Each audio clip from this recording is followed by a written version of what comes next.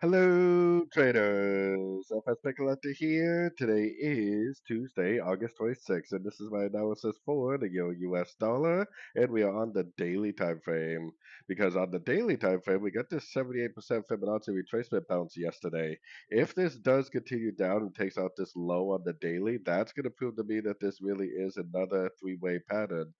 Three waves down, three waves up would lead to either three waves down again or a five-way pattern down again, which would take out either scenario would take out this low and maybe even go for the break of structure on the weekly time frame. But we don't have that break of structure right here yet, so there is definitely a chance it makes a higher low and goes up.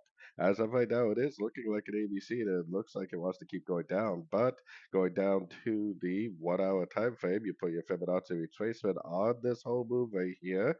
If price does end up respecting a fib level, if it does go up, if it does break structure, then I definitely would take it as a long because that potentially would tell us that this whole move down is just a pullback to this move up.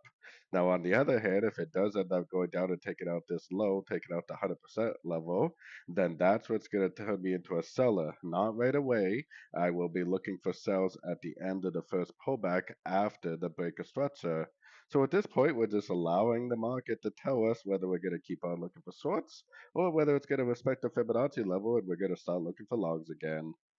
So anyways, don't forget to check out my website linked over here in the corner. And as always, thank you for watching and happy trading.